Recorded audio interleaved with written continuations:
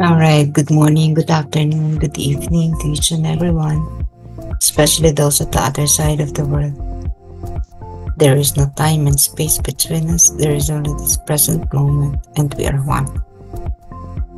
We continue on diary entry number 1131.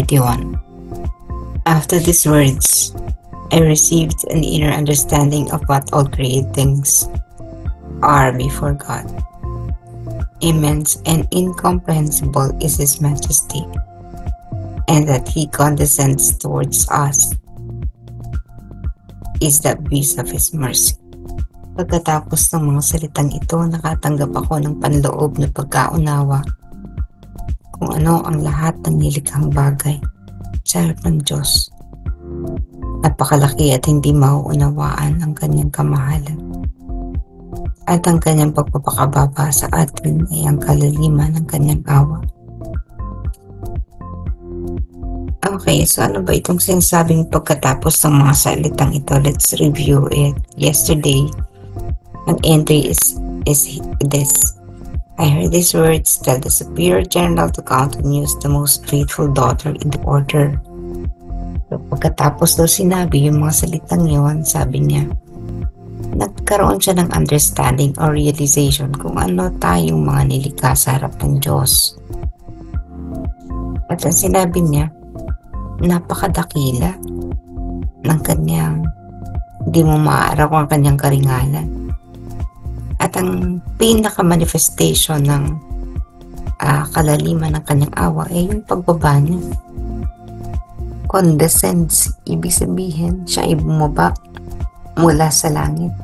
Mula sa pagiging Diyos, siya ay nagkatawang tao and lived among us.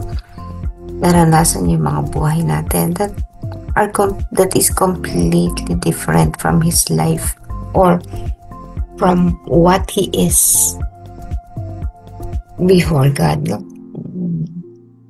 Diyos siya. Hindi siya kabilang sa atin. Kaiba yun. Ang nabuhay siya sa lupa na experience niya magutom, mapagod, alipustahin, experience niya mahal, experience niya yung magtrabaho.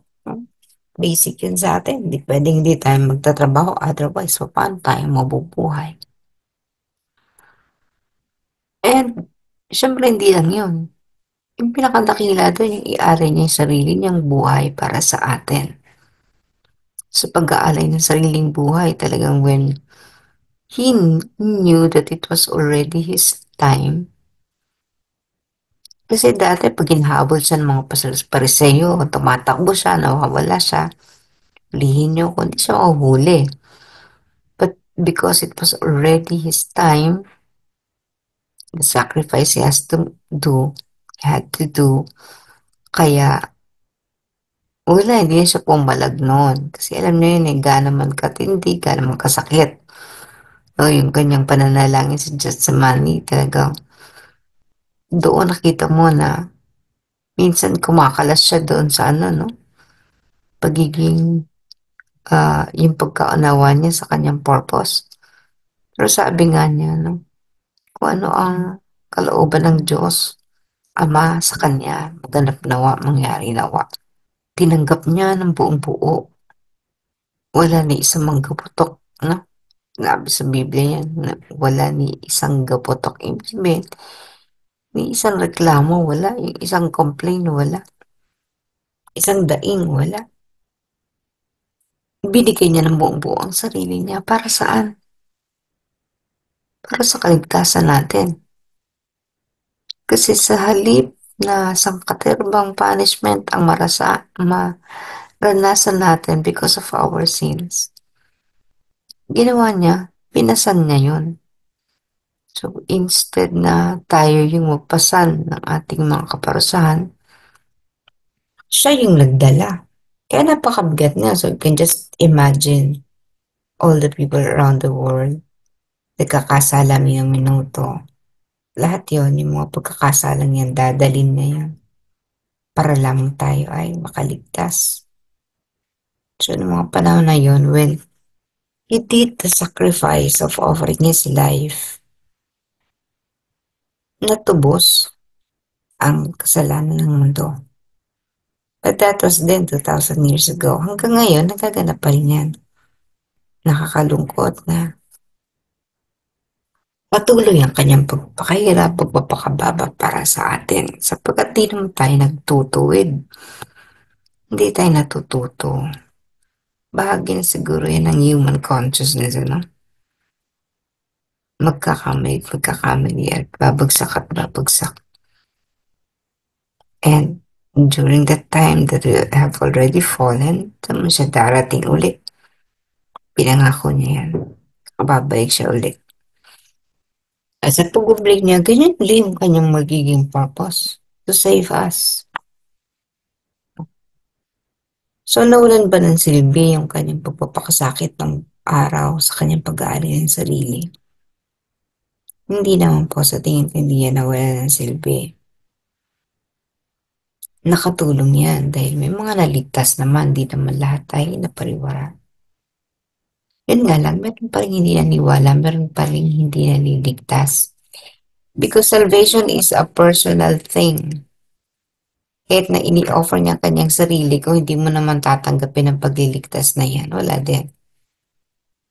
Kung hindi ka maniniwala na gano'n ang purpose ng pagkakaroon ng Diyos, ng pagkakaroon ng pag-aalin ng sarili, wala din. So you will have to carry all the crosses that you have created. Ikaw naman, tayo naman bilang taong lumilika ng mga cross natin. At yung pagpapasa ng sarili nating krus, yun ay dahilan lamang sa ating ding mga kasalanan. Pero yun nga, para hindi natin yan pasanin ng ubod ng bigat, sinamahan tayo ni Kristo. Kaya lang, kung hindi mo siya tatanggapin, you will have to carry your cross on your own. Kasi nire-reject mo yung Panginoon na pwede kang tulungan sa pagpapagaan yan. Mararamdaman mo pa rin yung sakit at bigat. But the point is, may katulong ka na sa pagdadala ng cross mo. Sister, lahat tayo nagkakamali. Totoo, lahat tayo nagkakamali. Pero ganun nga yung kapangyarihan niya eh. Kaya niyang pasanin yan, gano'n naman yan kabigat. So, yung paulit-ulit natin sinasabi, i-unite natin, ipagkaisa natin yung ating sufferings, yung ating mga pagpapakasakit, ipagkaisa natin yan sa suffering o pagdurusa nating Panginoong Yesus para hindi tayo masyadong mabigatan. Sapagkat part of it ay kanyang dinadala. Again, hindi 100% dadalhin niya. Otherwise, how are we going to learn? Kung ano nagawa natin, hindi natin matututunan kung siya lang yung magpapasanla lahat. So, a portion of it has to remain for us to carry. No? Para tayo naman ang maningkamot, no? O magsumikap na magpasan. Daanan natin ng pagpapakasakit na yan sapagkat yan ay bahagi ng ating kailangan i-experience dahil meron tayong mga tiyak na mga kasalanan na nagagawa araw-araw. So, ang kapangyarihan ng Panginoon ay napakalalim. Subalit, ang ibig sabihin ng napakalalim, hindi mauubos yun, hindi umaabot ang kaduluhan. Kasi nga, habang ginagamit, lalong dumadami. Lalong ginagamit ng mga tao na nagkakasala. Lalong dumadami. So, kaya nga fountain di ba, of mercy. Ngayon, kahit gaano yung kalalim, kahit gaano yung kadami, kapag hindi natin consciously umulat na sinalakyan, humingi ng tulong sa Kanya, at hindi natin pinagkaisa ang ating mga pagpapakasakit sa Kanyang pagpapakasakit sa krus, mawawalan po yan ng power, no? Kahit pagkaano katindi at kalalim ng ang kadakilaan ng Kanyang awa, hindi natin mararanasan sapagkat nire-reject natin siya. Bakit natin siya nire-reject? Kasi hindi tayo naniniwala na nagaganap yan. Kasi nga, hindi naman natin nakikita. And then, again, pilitin natin, pagkaisa natin ito sa ating Panginoon upang ito ay magkaroon ng kalutasan.